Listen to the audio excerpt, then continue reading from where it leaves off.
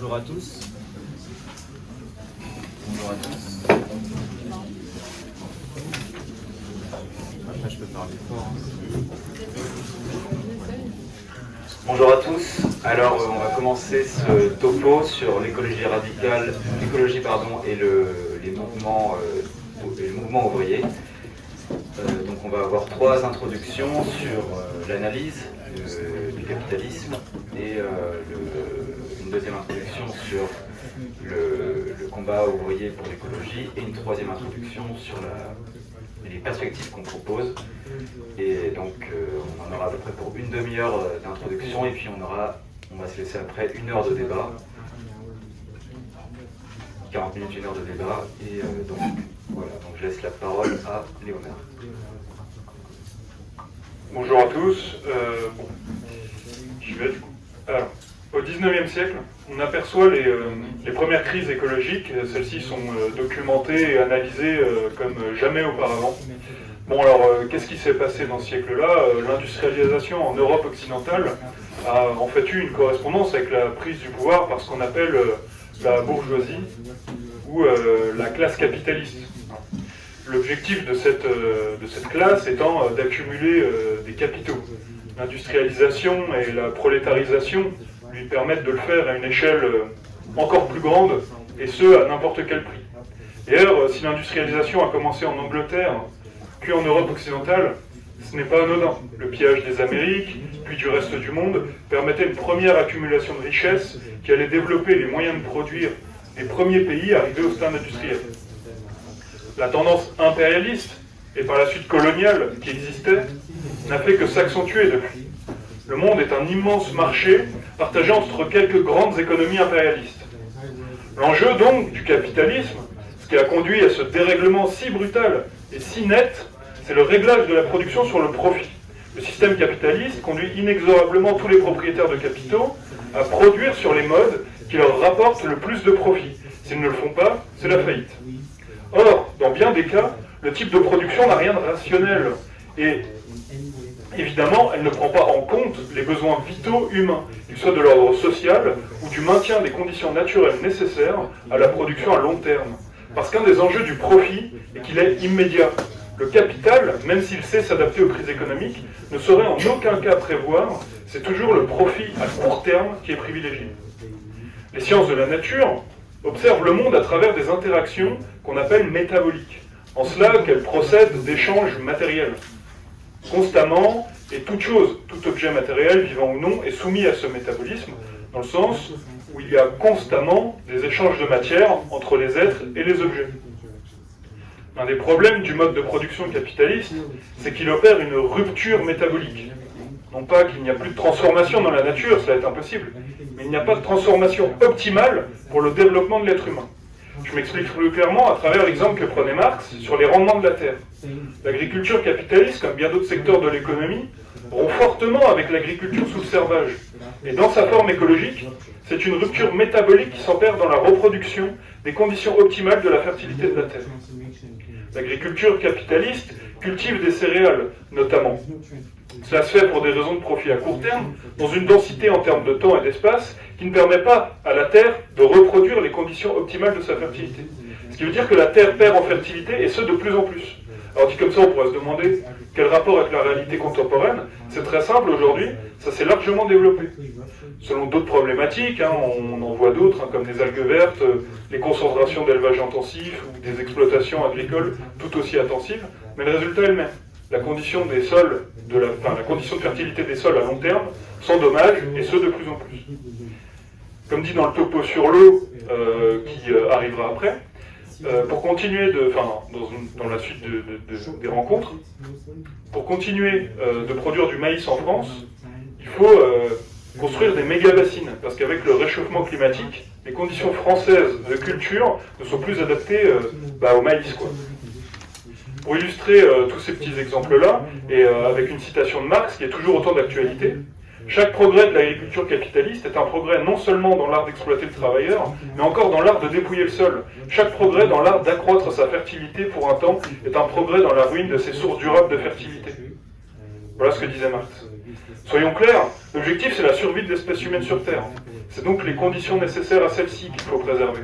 Si les changements climatiques ont largement préexisté au capitalisme, celui-ci a conduit à des changements d'une brutalité et d'une rapidité jamais connues ou observées dans l'histoire de l'humanité sur Terre. Et c'est bien lui qui est la source de cette crise, non pas l'industrie ou les moyens de produire.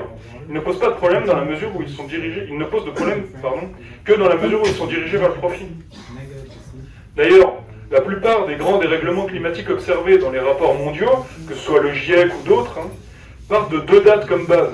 Soit 1850, pour tout ce qui est des gaz à effet de serre et des réchauffements climatiques, soit 1900 pour ce qui est du hausse du niveau de la mer, la multiplication des catastrophes naturelles, l'agrandissement des zones désertiques, etc. Bref, les périodes qui coïncident avec la mise en place massive, et à l'échelle mondiale, du coup, du mode de production capitaliste. Celui-ci se fonde alors sur une utilisation excessivement néfaste des machines et de la technique industrielle.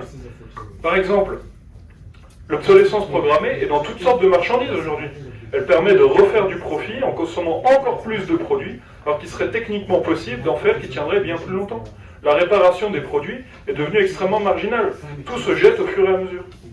Le constat est donc le suivant. Les raisons du dérèglement climatique trouvent leur origine dans la gestion capitaliste de la société, car leur course au profit est inéluctable. Les trusts et leurs États organisent le pillage du monde et donc cette rupture métabolique. Le problème de cette dernière vient de l'organisation du travail par le capitalisme. Les grands transferts de marchandises à l'échelle globale s'opèrent pour le compte des besoins de l'accumulation de la classe capitaliste. Mais l'industrie n'est pas liée qu'à ce mode de production. Elle a grandi avec lui, mais elle ne va pas forcément mourir avec lui. Elle n'a été qu'un outil de ce capitalisme à un moment donné. Et c'est pour cette raison-là qu'elle a été si catastrophique pour le climat et donc l'humanité. Enfin, et aussi l'humanité. Aujourd'hui, notre tâche en tant que militants, c'est de clairement identifier l'ennemi et développer un programme de guerre contre cet ennemi. Les propriétaires des moyens de production sont les ennemis et leur système doit mourir pour que l'humanité survive. Mais l'élément central de cet exemple est de dire que le problème de la rupture métabolique est un problème global dont le travail a servi d'outil pour rompre. Mais la dictature du prolétariat aura pour tâche, par le travail, de raccrocher avec le métabolisme adéquat à la survie de long terme de l'humanité.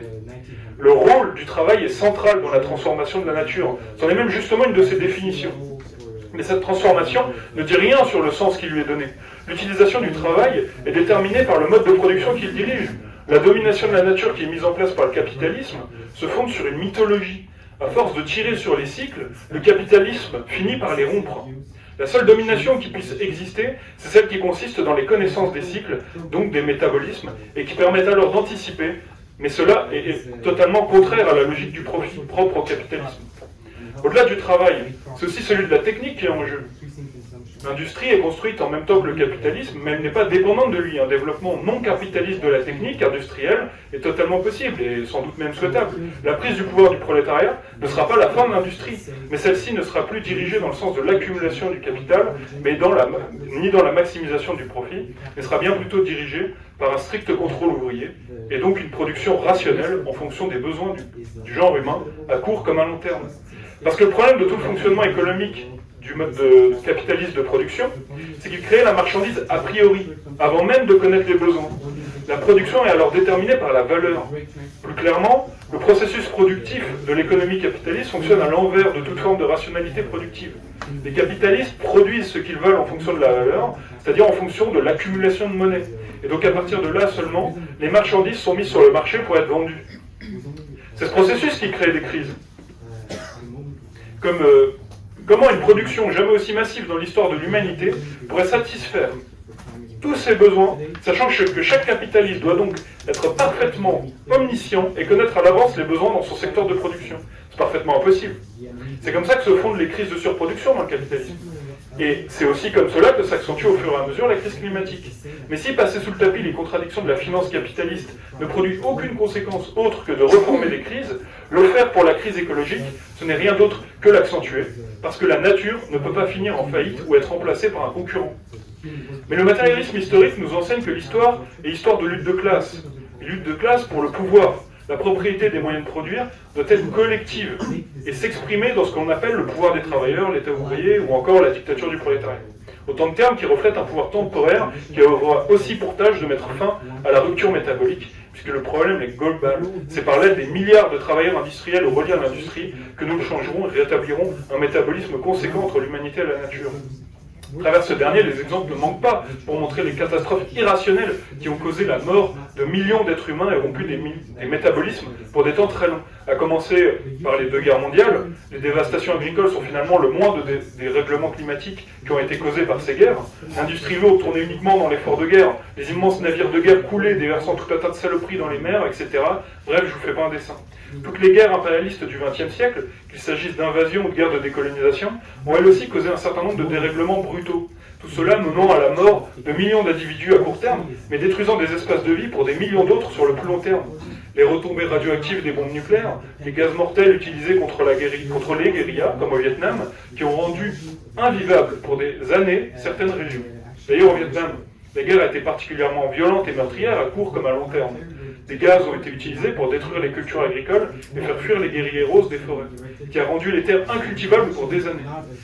Ces gaz de défoliation ont rendu la vie animale beaucoup plus difficile en exterminant énormément d'espèces végétales. Ce gaz est connu sous le nom d'agent orange et qui a été produit par l'entreprise Monsanto, bien contente de ravager des tonnes de production agricole concurrentes alors qu'elle venait de déposer des brevets sur des tomates et des OGM.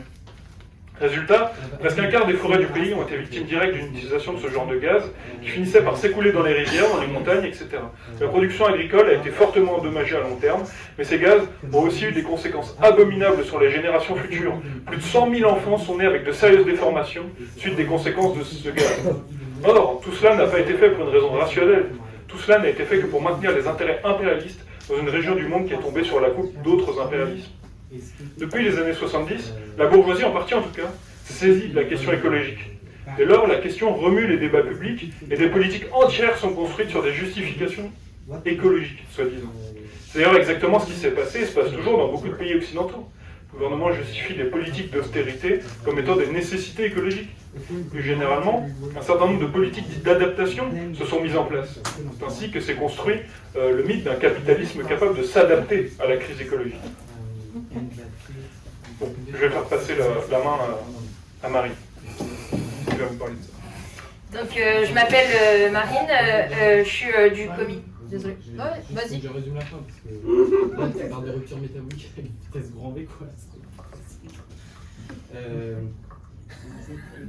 I'm just gonna skip over and go to Marines, and then, bon, it's very philosophical. Sorry. Go ahead. C'est juste que tu peux parler un peu plus lentement. Ouais. Je te préviens, c'est pas ma forté de parler lentement. Donc n'hésite pas à me le dire. Je m'appelle Marine et je suis du comité Asnières Gennevilliers dans le 92. Donc on voit, comme Léonard a dit, que le capitalisme, en fait, c'est la racine de la crise environnementale. Ça fait plusieurs décennies qu'on sait que la crise environnementale existe et les effets sont graves pour l'ensemble des systèmes naturels et bien sûr, tout ce qui dépend de ces systèmes, nous, les humains inclus. Donc cette crise est connue. Dans cette deuxième partie, on va présenter en fait comment les capitalistes, les gouvernements, les réformistes et divers courants radicaux de gauche répondent à la crise. On ne peut pas, par faute de temps, ça pourrait prendre des jours, explorer en détail tout, mais donner en fait juste des éléments pour comprendre quand même la logique derrière tout ça. Commençons par le capitalisme. Prenons l'exemple de Total pour montrer en fait comment agissent les capitalistes face à cette crise. Total, une entreprise pétrolière bien française. Depuis quelques années, il se rebaptise en Total Énergie, en essayant de pousser une image verte et en investissant dans des nouvelles énergies. En même temps qu'ils vont vers d'autres énergies, supposées meilleures pour l'environnement, ils continuent d'augmenter leur forage de pétrole. Par exemple, en Ouganda, des nouveaux puits de pétrole et une pipeline qui va traverser l'Ouganda et la Tanzanie, qui produira 230 000 de barils par jour, et avec, au prix du baril, qui est aujourd'hui de 80 dollars par baril, par jour, ils gagneront une petite somme d'environ 18 400 000 de dollars par jour. $18,400,000 per day. Les investissements dans les autres énergies ne sont pas pour aider à la transition, mais bien pour leur profit. Et continuer en fait la machine de production. Comme l'expliqueront les camarades de l'automobile dans leur topo sur la transition vers l'électrique, ça n'a rien à voir avec l'écologie, mais ne sert vraiment qu'au profit des capitalistes. Et surtout, c'est tout en mettant une petite somme importante, pour total, 200 millions par an, pour retarder, combattre ou bloquer toute politique qui pourrait contraindre les actions de cette entreprise. So it's a big sum, $200 million to combat any political enterprise that could block their issue. Sur le changement climatique, je ne l'ai pas dit, mais voilà, 200 millions de dollars pour combattre tout ce qui est en lien avec action climatique et tout. Donc, c'est des petits bâtons qui pourraient être mis dans leur roue, on verra ça plus tard, mais bon, ils dépensent quand même un argent plutôt important. Je pense qu'on n'est pas beaucoup à avoir 200 millions de dollars à dépenser tous les jours pour ça. Donc, Total, c'est juste un exemple, mais en fait, c'est vraiment pour montrer cette logique ils vont toujours chercher les profits, que ça soit supposé bon pour l'environnement, mauvais pour l'environnement, eux, leur seul but, c'est les profits. Donc passons au gouvernement. Franchement, c'est plutôt simple, eux, ils protègent les capitalistes. Prenons notre propre gouvernement, pour exemple, Macron, à la fin de l'été, il doit présenter sa stratégie qu'il lui-même appelle la planification écologique. Je pense, elle n'est pas encore sortie, mais je pense qu'on peut attendre pas grand-chose de ça, parce que même l'année dernière, au COP 27, il a appelé, c'est ces mots, la justice climatique, et que le système financier international soutient cet objectif. Donc cette année, au COP 28, le président, il s'appelle Ahmed Al-Jaber. C'est le PDG de l'Abu Dhabi Compagnie Nationale de Pétrole dans les Émirats Arabes Unis, qui sont dotés des 4e plus grandes réserves pétrolières au monde. Et il écrit dans une tribune qui est écrite en français, et il dit je suis d'accord avec les visions du président Macron. Les changements qu'elle implique dans les secteurs de l'énergie, du transport, de l'agroalimentaire entraînera à l'échelle globale une production de richesse de l'ordre de 12 trillions de dollars. Donc oui, la planification écologique pour les gouvernements sera faite pour qu'une chose, les profits des capitalistes. Et les COP, qui sont la solution des gouvernements pour combattre la crise, depuis leur existence, en 1995, quand elles ont commencé, les émissions à gaz à effet de serre ont augmenté de 40%. Donc bon, pour l'instant, plus de 20 ans plus tard, ça n'a pas eu un effet super important pour l'instant. Bon, prenons un autre exemple d'un autre gouvernement et montrer que c'est pas qu'en France qu'on ne fait pas ce qu'on dit. Biden, aux États-Unis, a fait campagne contre la politique environnementale de Trump. Il se félicite d'avoir fait passer une loi qui est la plus ambitieuse loi sur le climat. Il oublie de dire dans les mêmes entretiens que dans la même année, il a accordé plus de permis pour extraire du pétrole sur des terres publiques que Trump. Et son secrétaire de l'énergie félicite que les États-Unis vont avoir une année record en 2023 de production de pétrole. Donc comme je disais, au mieux des petits bâtons, mais la réalité c'est quand même continuer de protéger les profits. Il y a plein d'exemples pour les gouvernements, mais bon. Je passe maintenant à la gauche réformiste. Sur la base de l'évidence qu'est l'urgence climatique, les partis de gauche essayent de montrer qu'il serait alors parfaitement essentiel qu'ils détiennent le pouvoir de l'État bourgeois. Cela pour avoir des politiques qui seraient moins pires. La gauche n'a pas réussi à prendre les mesures suffisantes et ce ne risque pas de changer. N'oublions pas que le COP 21 a été signé par un gouvernement de gauche. N'oublions pas que l'Amazonie continue à être dévastée malgré des gouvernements de gauche au Brésil et dans toute l'Amérique du Sud. N'oublions pas que le capitalisme dévastateur n'est jamais remis en cause par la gauche au pouvoir. En France, Mélenchon aussi propose la planification écologique. Mais bon, que met-il derrière? Il veut des discussions au niveau des citoyens pour que ces mots, les doléances au niveau climatique soient remontées, pris en charge par un conseil de planification écologique qui rassemblerait des syndicats, des branches patronales, des associations, voire des citoyens tirés au sort, dit Clémence Guettet. À partir de ces doléances, ce conseil élaborera une loi sur le climat. Et il veut aussi élaborer des nouveaux indicateurs qui ne sont pas le PIB pour respecter la nature. Donc, face à l'urgence, on ne peut pas vraiment se contenter de ces mesurettes. Au-delà de l'inconsistance de la gauche au pouvoir, celle-ci entretient par son programme politique le mythe que le capitalisme peut être réformé pour permettre d'avoir un capitalisme écologique. C'est faux. Mais plus que cela, et cela conduit à penser, à croire que des petits gestes au quotidien ou avec des vues morales seraient suffisantes à endiguer le problème. Comme on l'a vu précédemment avec Léonard, c'est le modèle productif qui est le source en fait de tout ce bazar. Et pourtant, la gauche ne le remet pas en cause.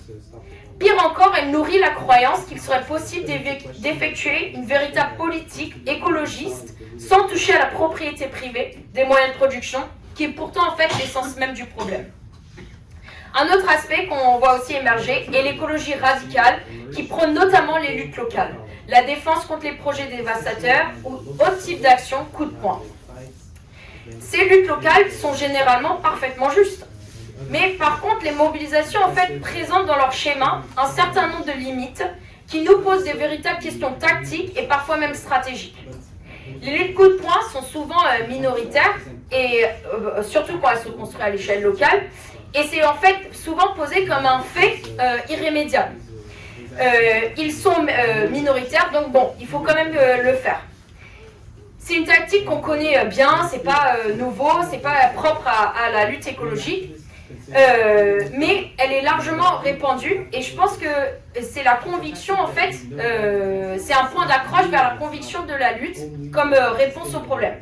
Pourquoi vouloir s'adresser à un milieu large? Parce qu'il est clair que le capitalisme, dans son essence même, est le problème. Il faut alors en fait que la seule classe sociale capable de le renverser soit inclue dans cette lutte. La lutte écologiste est une lutte globale, internationale, et donc on ne peut pas se limiter à des luttes locales, minoritaires. Il faut qu'elle puisse s'adresser à un public qui produit les richesses du capitalisme. Ces luttes sont souvent pour arrêter tel ou tel projet, mais ne remettent pas en cause toute la chaîne de production. Dans la prochaine partie, on verra plus en détail, mais elle ne se base pas aussi sur ce qui fait mal aux capitalistes. C'est attaquer leurs profits et arrêter leurs profits et contester leur pouvoir de décider. Et c'est ça qui se manque à ce mouvement d'écologie radicale. Donc toutes les solutions dans cette partie qu'on a présentée, elles ne nous conviennent pas. Soit elles ne remettent pas en cause le principal facteur de la crise, la recherche de profit et donc par le capitalisme, soit elles ne se basent pas sur ce qui permettrait d'arrêter le profit, la grève et l'arrêt de production par les travailleurs. Bonjour, je suis Elsa du comité hybride. Je vais présenter la troisième partie sur les combats ouvriers pour l'écologie. Parce que la classe ouvrière, elle a très vite compris que le capitalisme allait ravager la nature et ses conditions de vie. Donc dès 1888, par exemple, il y aura eu des luttes écologistes en Espagne ou au Japon où les agriculteurs ils se mobilisent contre la dégradation de leurs champs par l'industrie minière, par exemple. Donc je vais développer trois exemples autour des années 70 qui se sont passés en Espagne sous Franco, au Brésil et au Japon. Et puis un exemple actuel de lutte de la classe ouvrière. Donc tout d'abord l'Espagne, donc c'est sous Franco, de 1950 jusqu'à 1979, il va y avoir d'énormes luttes dans la région d'Aragon, où Franco il veut développer à fond pour soutenir son économie guerrière des projets nucléaires, des barrages, des centrales thermiques, de l'agro-industrie dans tous les sens. Et donc c'est une région où il y a une forte résistance avec des collectivisations socialistes et anarchistes, et le mouvement ouvrier anti-franquiste il va se mobiliser pour l'écologie, notamment autour d'un projet, c'est le barrage de Mequinensa. Donc c'est un projet c'est un barrage qui menace de s'effondrer, et donc les habitants ils se mobilisent et il y a des grèves de mineurs Donc il y aura 1200 mineurs qui vont faire grève et 700 travailleurs de la compagnie nationale hydroélectrique Enfer. Et en fait, ils vont faire un manifeste pour leur lutte. Et la revendication numéro 1, c'est contre le détournement de l'Èbre, donc le fleuve qui est au nord de l'Espagne. Et en 5e position de leur manifeste, il y a l'augmentation des salaires. Donc il y a d'autres revendications contre les camps militaires, etc. Mais c'est grâce à cette mobilisation que l'Èbre ne sera pas détourné. Donc c'est un projet que le gouvernement espagnol a essayé de remettre en place dans les années 2000 et encore aujourd'hui il est à l'ordre du jour, bien qu'ils aient réussi à faire reculer Franco là-dessus. Donc il y a plus tard, en 1976, il y aura à nouveau les luttes vont se poursuivre avec la coordination démocratique, donc c'est une organisation qui rassemble plusieurs organismes ouvriers. Et ils vont résister aussi auprès des paysans contre l'installation de Monsanto, par exemple. En fait, toutes ces luttes, elles vont prendre fin en 1977, où le Parti communiste va troquer quelques sièges localement, et il va finir la récré en disant bah, non, on arrête de lutter parce que maintenant, nous, on veut des emplois dans l'industrie chimique. Et donc, en fait, là, le PC, il joue le jeu de la droite. Au même moment, de l'autre côté de l'Atlantique, aux États-Unis, il y a Donald Reagan qui va opposer justement emploi et écologie. Et ça va être la réponse des capitalistes au mouvement ouvrier qui, avant ça, lie allègrement les questions de leur environnement avec celui de leurs conditions de travail. Le deuxième exemple que je vais vous donner, c'est celui de la grève et des combats des seringueiros au Brésil. Donc c'est une lutte qui est portée par un personnage qui a dit quelque chose, une formule qu'on aime bien ressortir en manif, hein, c'est l'écologie sans lutte des classes, c'est du jardinage. Donc Chico Mendes, c'est un seringueiro, donc il extrait de l'EVA du caoutchouc pour l'industrie automobile notamment. Et donc les seringueiros, c'est des travailleurs très pauvres, qui ne savent pas lire, qui ne savent pas écrire. Et c'est un révolutionnaire qui va fuir parce qu'il est recherché en Bolivie, parce qu'il a mené des luttes, et il va former Chico Mendes, il va lui apprendre à lire, à écrire, et il va le former aux idées marxistes. Et ensuite, Chico Mendes, il va organiser les travailleurs de l'agriculture et il va fonder une confédération qui va rassembler jusqu'à 30 000 travailleurs. Et il va organiser une forme de lutte qui s'appelle l'Empates. Donc ça consiste à ce que tout le village vienne bloquer les engins de déforestation. Parce que donc, dans cette lutte, à quoi s'opposent les seringueiros, c'est la déforestation de l'Amazonie. Donc avec parce qu'il y a des propriétaires terriens qui étendent leur pâture en brûlant les arbres, vous connaissez, hein, c'est encore comme ça aujourd'hui. Donc en déforestant massivement l'Amazonie avec le support de l'État, même si l'État va faire semblant de ne pas être lié à ça et de les laisser faire. Donc c'est une lutte qui va être très très violente parce que les seringueiros, ils vont assassiner des propriétaires terriens et des petits capitalistes. En contrepartie, l'État va engager des hommes de main et puis les propriétaires terriens ils vont faire assassiner les leaders syndicaux. Donc il y aura 1000 seringueiros qui vont être assassinés en 8 ans, torturés, tout ça, enfin, sympa comme tout. Mais en fait, cette lutte, elle va être partiellement victorieuse quand même parce que d'une part, ils vont réussir à faire connaître mondialement la lutte pour l'Amazonie, donc c'est quelque chose auquel on est tous sensibles aujourd'hui, la déforestation de l'Amazonie, tout le monde connaît, et ça c'est grâce à une lutte ouvrière et qui a permis de sauvegarder et maintenant la région de l'Acre où ont eu lieu ces combats, elle est à 88% encore en forestier. Donc maintenant il y a des réserves qui sont dans un sale état. Et la déforestation, elle continue même sous Lula, bien sûr. Voilà, parce que Lula, c'est un personnage que Chico Mendes il va rencontrer quand il va militer au Parti des Travailleurs. Mais il va vite se détourner du Parti des Travailleurs parce qu'il en perçoit, il a senti le vent tourner et il va se consacrer principalement à son travail syndical. Donc ce mouvement, il a encore de l'actualité avec le mouvement des Sans-Terre au Brésil. La troisième lutte importante dans les luttes écologistes dans le monde liée à celle de la classe ouvrière, c'est celle de la baie de Minamata au Japon. Donc là, on est dans les années 60, il y a des luttes énormes des mineurs et des travailleurs de l'industrie chimique du côté de Minamata. Et donc, les usines, elles rejettent du mercure dans la mer. Donc les ouvriers, ils vont se rebeller contre leurs conditions de vie parce qu'il n'y a aucune réduction de l'impact environnemental qui est mise en place dans ces entreprises.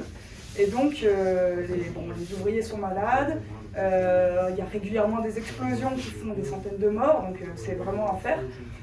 Et en plus, il y a les pêcheurs qui se rebellent contre les ouvriers qu'ils accusent de polluer le poisson. En fait, ça va mettre des années à se mettre en œuvre, sur 10 ans, mais il y a une solidarité qui va se créer entre les ouvriers et les pêcheurs.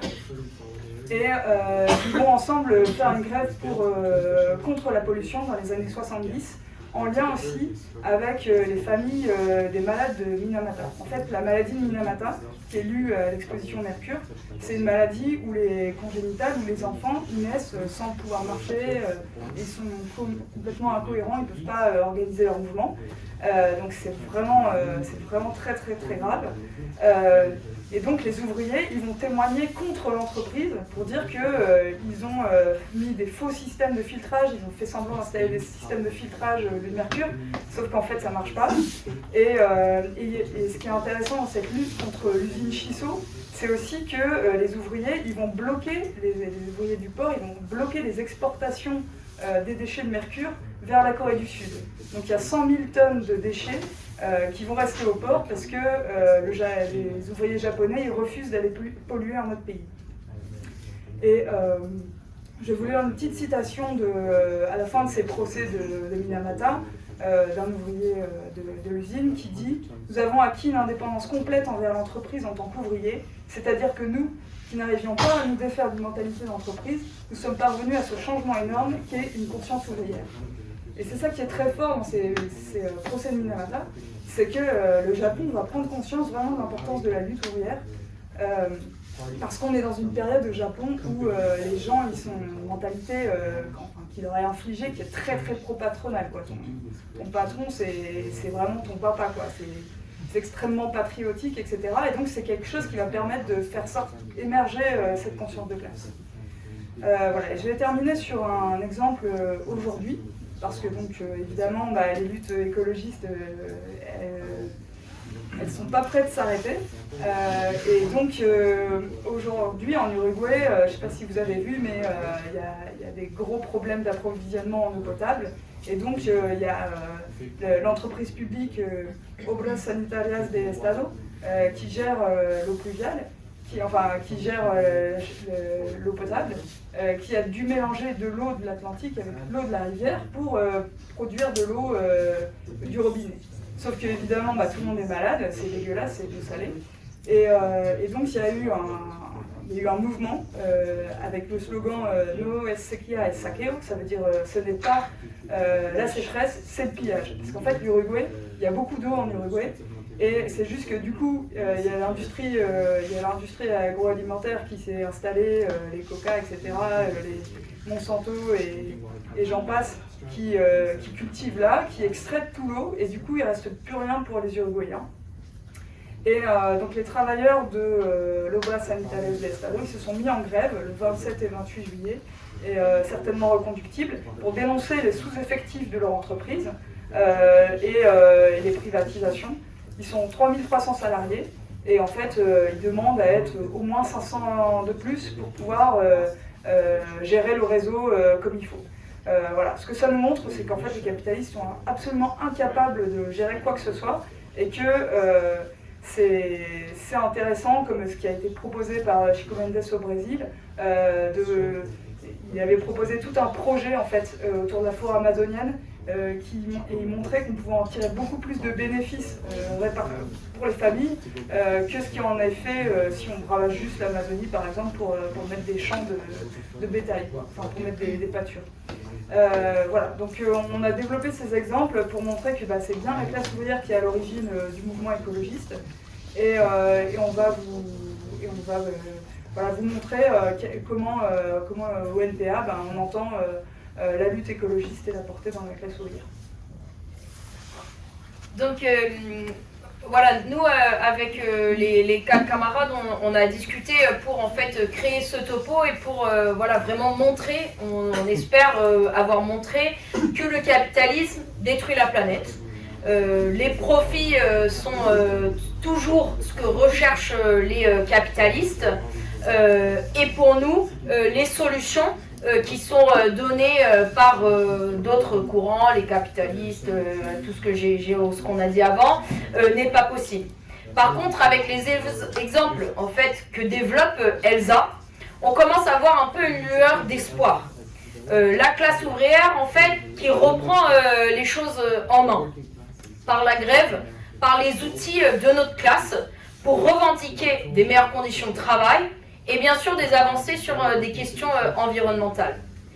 Tous les acquis de notre classe ont été arrachés par la lutte des travailleurs et des travailleuses. Pourquoi en fait serait différent pour ce qui se passe au niveau du climat? Les luttes qu'ils mènent sur les questions du salaire posent la question, toutes les luttes qu'on mène, que les travailleurs et les travailleuses mènent sur les questions du salaire, on pose souvent la question qui dirige cette société? Comme c'est nous qui travaillons quand même, c'est quand même nous qui devons décider. Bon, c'est un slogan qu'on utilise souvent en manif, voilà. Mais pour nous, c'est la même chose en fait sur les questions du climat. C'est nous qui travaillons, c'est nous qui vivons, c'est à nous de décider en fait. C'est aux travailleurs et des travailleuses de décider comment on produit, qui produit, combien, dans quelles conditions, etc.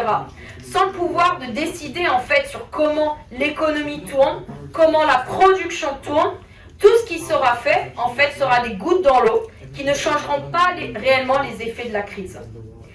Est-ce que ça veut dire qu'une lutte comme celle des travailleurs en Uruguay est inutile car elle ne va peut-être pas renverser à elle toute seule le système de décision de la répartition de l'eau en Uruguay? Bien sûr que non en fait. Toutes ces luttes, elles permettent de poser la question de la production, de la répartition, de l'accaparement des richesses par une classe minoritaire. Et bien sûr, ces luttes, elles permettent aussi de pousser la conscience de classe sur des questions de la crise environnementale et en fait donner confiance à notre classe que c'est pas notre faute cette crise, mais bien la faute de le camp d'en face. Notre rôle en tant que révolutionnaire, en fait, c'est de saisir ces occasions, ce qui se présente à nous dans nos lieux de travail, d'études, nos quartiers, sur les fermetures d'usines, la chaleur et la sécurité des travailleurs et des travailleuses, les usines toxiques qui s'installent dans des quartiers populaires, etc., pour faire un vrai boulot sur nos propres mots d'ordre. Nous n'accepterons pas un environnement au rabais, mais nous n'accepterons pas non plus le chômage, la misère, les conditions de travail pas sécures. Expliquer et démontrer que, comme disaient les copains et copines avant, que leur but, c'est d'épuiser les ressources, qu'elles soient naturelles ou humaines, et dans un but constant pour le profit. Et qu'il n'y aura pas de solution pour les dégager et gagner des avancées sans la lutte des classes. En fait, on est en opposition complète avec la société qui nous est proposée aujourd'hui. Et l'avenir qui est proposé. Mais nous, comment on peut résoudre la question? Parce que c'est bien de dire c'est moche, mais bon, comment on propose des jours heureux? Comment on pense en fait que si c'était nous qui décidons, on pourrait équilibrer les questions écologiques tout en remplissant les besoins et les envies de la population? Parce qu'en fait, c'est ça l'équilibre aujourd'hui. Les envies, les besoins, mais aussi l'écologie. Pour nous, c'est la question de la planification de l'économie. Mais quelle planification? Pas celle de Macron, ni celle de Mélenchon. Une planification où celles et ceux qui font tourner la société se posent la question de comment on organise la production. Combien, quand, qui, et tout ça de façon rationnelle. Garder l'équilibre entre besoins et envie des personnes et la nature au sens large. Nous, on entend souvent que c'est impossible. D'autres l'ont tenté, ça a amené à des énormes famines. Qu'en fait le libre marché répartit les ressources de la meilleure façon. Mais en fait, sous le capitalisme, on voit déjà les meilleurs planificateurs de l'économie. Car sous le capitalisme, même avec tout ce qu'on a dit, le marché libre, en fait, il ne marche pas quoi. Amazon et Walmart, deux boîtes qui sont plutôt exemplaires en tant que capitalistes, ont une planification qui est extrêmement avancée et poussée. En temps réel, ils connaissent leur stock, combien de temps ça prend pour bouger les produits, comment contourner tous les problèmes s'il y en a. Ils partagent toutes les informations en temps réel, mais à l'intérieur de leur boîte. Avec leurs algorithmes, ils peuvent même anticiper les besoins en regardant la façon dont tu consommes. Donc c'est plutôt incroyable hein, quand tu y penses. Mais bon, le problème c'est toujours le même. Eux le font dans un but, le profit. Ils ne cherchent pas à le faire pour remplir des besoins réels tout en respectant des limites écologiques. Avec les outils et la technologie qui ne cessent pas de s'améliorer et les travailleurs qui pourraient décider, on pourrait avoir gardé cet équilibre dont on parlait. Et la planification, aujourd'hui, en fait, c'est difficile aujourd'hui à dire précisément qu'est-ce qu'on ferait. On ne peut pas dire que l'usine Intel va se transformer pour produire ceci. En fait, parce qu'on ne peut pas dire tout ça, parce qu'on n'a pas, nous, la classe ouvrière, toutes ces informations aujourd'hui. On n'a pas la technologie, elle n'est pas dans notre main, elle est dans leurs mains. La recherche n'est pas dans notre main. Donc l'omerta, en fait, sur tout ce qui est détenu par la bourgeoisie, en fait, ne nous permet pas aujourd'hui de dire exactement tout avec une précision. Mais en fait, avec les connaissances de la classe ouvrière, les expériences de faire tourner les usines, de faire tourner les quartiers depuis très longtemps, avec des échanges d'informations sur un plan national, global, en fait, et avec la recherche, on pourrait permettre à planifier l'économie. Et la planification, si Amazon et Walmart ne vous avaient pas convaincu, a même marché en fait sous le communisme quand celles et ceux qui décidaient avaient pour but de résoudre les problèmes. Il y a eu un début de planification sous les bolcheviks, de manière partielle et souvent en réagissant à des crises. Dans un article publié en octobre 1920, Nikolai Selachko, qui est médecin et militant au parti bolchevique depuis 1904, revient sur le rôle du commissariat de l'hygiène publique, le CHP, dont il était le directeur. C'est créé en juillet 1918, en plein épidémie de la grippe espagnole. Le CHP, en fait, il centralise l'ensemble des fonctions médicales et sanitaires, les pharmacies qui sont nationalisées après la Révolution d'octobre. Et en fait, ils ont une politique de création de postes, d'ouverture de lits. Ils mettent en place une commission d'études, organisent des conférences scientifiques, publient des brochures à destination des scientifiques et du grand public. Donc c'est vraiment les prémices. On ne dit pas que tout a été planifié, mais dans un secteur, ils ont vraiment tenté de planifier. Et les chiffres, en fait, ont un succès qui sont marquants. Bon, je vous les donne juste très rapide. Avant la Révolution d'octobre, il y avait 8000 lits d'hôpitaux. En 1919, 22 000 lits. Les ambulances, avant, 15 000. Après, en 1919, 46 000. Donc, les adjoints aux médecins, il y en avait zéro. Après, il y en avait 50 000. Donc, etc. On voit que le succès du CHP sont en grande partie dû à l'auto-activité des masses, avec une diffusion d'informations médicales et sanitaires. Et en fait, cette politique qu'ils ont mis en place, elle permet de limiter l'impact de l'épidémie de la grippe espagnole. Dans un des pays, on pourrait dire la grippe espagnole aurait fait des ravages, et en fait, elle n'a pas. C'était un État qui a le moins subi de la grippe espagnole, en pleine guerre civile, et un blocus par toutes les puissances impérialistes de l'approvisionnement des médicaments. Donc, par contre, au début des années 30, on a eu un petit changement fondamental, la répression et la stalinisation. Comme je disais avec Amazon et Walmart, la planification a besoin de beaucoup de données. Mais avec la stalinisation, tous les experts, ou statisticiens, ou analystes, ou tout le monde en fait qui récoltait des données pour planifier, en fait étaient suspectés de boycotter l'URSS. Quelques exemples parlants, en 1937, les organisateurs du recensement ont été envoyés au goulag car ils avaient montré que la Russie avait 8 millions de citoyens en moins que Staline avait dit qu'ils existaient. Donc, bon, goulag. Ces purges de comptables, d'agronomes, statisticiens et toutes les personnes qui cherchaient à avoir des statistiques pour planer l'économie, en fait, ils ne voulaient pas eux-mêmes aller au goulag. Donc en fait, ils produisaient les informations qu'on leur disait de produire sans en fait rationalité aucune. Donc en fait, le problème, c'est pas la planification économique en fait qui a créé l'autoritarisme de Staline, mais c'est bien en fait l'autoritarisme de Staline qui a détruit les bases d'une économie planifiée, qui aurait pu permettre l'URSS à faire des bonds en avant essentiel et qui aurait bénéficié en fait la majorité de la population et non une minorité bureaucratique. Donc voilà, nous on voulait dire dans ces 45 minutes, nous au NPA, bon je pense que c'est plutôt clair, on est plutôt pour une société libérée d'exploitation et d'oppression, pour l'humanité, et en fait créer une planète vivable qui ne détruit pas la planète pour des fins capitalistes. Comme démontre ce topo, mais en fait tous les topos sur l'écologie, parce que c'est un cycle pendant les RR, le capitalisme en fait n'est pas compatible avec l'objectif de l'arrêt du changement climatique et l'inversement de la tendance actuelle sur la montée des eaux, disparition des espèces et tout. Mais ce n'est pas avec des solutions pro-capitalistes qui peuvent être proposées, les gouvernements qui les soutiennent, que ce soit de droite ou de gauche, mais ça passera en fait par le renversement de cette société et les luttes du monde du travail, qu'elles soient directement liées avec des questions écologiques ou pas. Ces luttes qui poseront la question de qui décide et poseront les jalons d'une société planifiée et dirigée par les travailleurs et travailleuses.